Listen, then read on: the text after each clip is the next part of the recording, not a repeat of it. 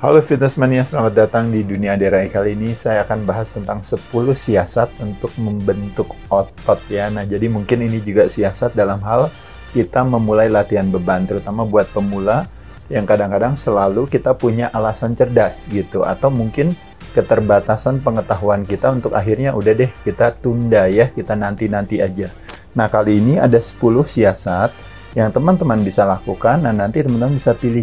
Yang pertama, bagusnya sebentar tapi sering, atau harus banyak dan lama gitu tapi jarang ya. Nah, kira-kira bagusan yang mana nih? Nah, ini tuh kadang-kadang maksud saya di sini banyak, lama, dan jarang. Ini lebih kepada kayak kadang-kadang teman-teman kan sering kan, aduh Mas Ade waktunya saya cuma ada, kalau waktu untuk harus bisa 2 jam, 3 jam latihan olahraga dan pergi ke sarana fasilitas olahraga kadang-kadang ya, atau ke satu tempat yang ideal gitu, kadang-kadang cuma bisa di Sabtu atau Minggu gitu ya, atau sekali aja gitu. Tapi sekali lagi di sini kenapa saya lebih fokus, lebih mengajak teman-teman sedikit nggak apa-apa, sebentar nggak apa-apa, yang penting sering. Gimana Des? Coba iya Pak Ade saya sibuk banget kerjaan, kan banyak kerjaan ya di kantor ya. Olahraga khususnya latihan beban teman-teman lebih baik sedikit tapi sering dibandingkan dengan banyak tapi lama. Paham ya? Jadi nomor 1 itu dulu. Nomor 2, nah kalau teman-teman kadang-kadang sering ya pergi ke fitness center atau ke apa ya, kadang-kadang Mas Ade gimana ya caranya, karena waktu saya terbatas, saya kadang-kadang cuma bisa ke gym gitu ya, misalnya ya cuma bisa 3 kali. Nah, kalau 3 kali, sedangkan kalau saya per setiap latihan itu harus per body part, itu bukankah jadi akhirnya nggak dapat semua body part kan? Karena prinsip dari latihan adalah apa? Kita mau melatih semua kan? Otot lengan berarti dilatih juga, otot dada dilatih juga, back dilatih juga, kaki dilatih juga. Nah, jadi kalau waktu saya cuma ada waktunya cuma sebentar, cuma seminggu 3 kali gitu misalnya ke gymnya, nah itu gimana? Nah, salah satunya proposal saya itu adalah ketimbang daripada harus per body part gitu ya, kalau teman-teman setiap kali latihan 1 sesi, waktunya kan karena nggak ada, terbatas ke gym. Tapi kalau di rumah bisa kapanpun ya. Tapi ceritanya kalau pergi ke gym, teman-teman boleh pilih yang langsung total body per sesinya, per latihannya. Jadi total body berarti apa aja tuh teman-teman? Berarti di situ ada lengan, ada dada, ada bahu, ada kaki, sama ada punggung ya, back ya. Nah, jadi masing-masing pilih aja satu latihan yang nggak ada masalah. Misalnya lengan diwakili oleh apa misalnya. Kalau lengan memang harus ada bicep dan tricep ya. Nah, jadi satu gerakannya adalah curling bicep, satu gerakannya adalah extension. Dada diwakili oleh gerakannya yang sederhana, yaitu adalah misalnya chest press. Apakah dengan free weights menggunakan bench press, apakah dengan mesin aja cuma dorong aja. Nah, lalu kalau bahu mungkin gerakannya teman-teman tahu ya, ada yang shoulder press, ada yang lateral. Nah, lalu untuk kaki juga sama. Yang gampang mungkin leg press gitu ya. Ada namanya leg extension, ada namanya leg curl, boleh aja. Nah, kebalikannya dari nomor 1 di sini tadi, kalau misalnya ceritanya teman-teman ada waktu kira-kira sekitar 1 jam bisa pergi ke sarana fasilitas olahraga setiap seminggu 3 kali, teman-teman boleh melakukan yang namanya total body workout ini. Jadi yang penting semuanya terlatih, minimal paling tidak terkena. Mau cuma 1 set atau 1 jenis latihan boleh. Kalau bisa 2 jenis latihan, lalu setnya boleh ditambah lagi lebih dari 1 set, ya lebih bagus lagi ya. Ini yang kedua. Yang ketiga siasatnya adalah kalau ceritanya teman-teman nggak ada ide nih, aduh saya cuma punya waktu cuma 15 menit pergi ke gym misalnya. Nah, teman-teman diem aja di satu alat nih gitu. Apa saya harus banyak alat semua saya lakuin gitu misalnya gitu. Kalau ceritanya ini kebalikannya dari ini tadi, waktunya ini terbatas, saya cuma punya waktu 10 menit, habis itu saya udah harus meeting, tapi saya ada kesempatan nih mampir ke gym sebentar, kan mau buru-buru. Dan kadang-kadang kan kalau misalnya harus pindah alat, satu alat mesti total body workout kan perlu waktu kan dikit. Ini ceritanya kebalikannya, teman-teman nggak ada waktu. Maka teman-teman yang lakukan adalah pilih aja 1 jenis alat, diam aja di situ, teman-teman boleh lakuin berapa, 5 set, 10 set, udah selesai pulang. Nah, jadi bisa di satu alat dengan berbagai jenis gerakan. Nah, jadi siasat selanjutnya di nomor 3 yaitu adalah kalau gimana ceritanya teman-teman mungkin waktunya terbatas dan gymnya mungkin rame, alatnya mungkin kebanyakan, ya udah diam aja di satu alat, lakuin aja dengan set yang lebih banyak.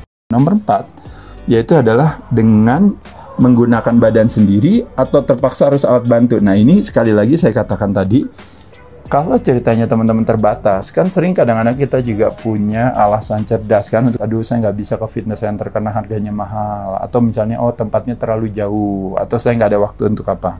Kita bisa menggunakan badan sendiri sebagai gym kita. Nah makanya kenapa apa aja tuh kalau badan sendiri yang kita bisa lakukan, misalnya gerakannya apa yang paling gampang, yaitu adalah push up, sit up juga bisa. Banyak sekali siasat-siasat yang bisa digunakan oleh teman-teman dengan menggunakan tubuh sendiri. Jadi tidak ada alasan bagi kita untuk tidak melakukan aktivitas latihan pengencangan otot rangka kita. Ya, paham ya teman-teman? Nah, nomor 5 siasatnya juga apa?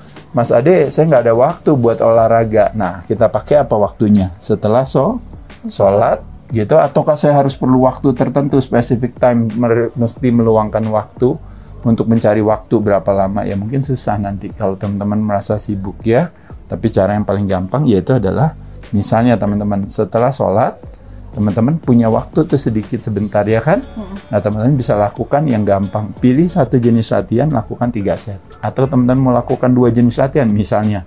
Oh ya udah, saya push up 3 set atau push up 2 set, lalu plank 2 set. Jadi kalaupun kita nggak sempat ke fitness center, kalaupun kita nggak sempat ke tempat fasilitas olahraga, teman-teman bisa menggunakan badan sendiri dan mencari waktu. Karena ceritanya waktunya kan nggak ada. Nomor 6, yaitu adalah habis makan selalu gerak. Lanjut lagi nomor 7.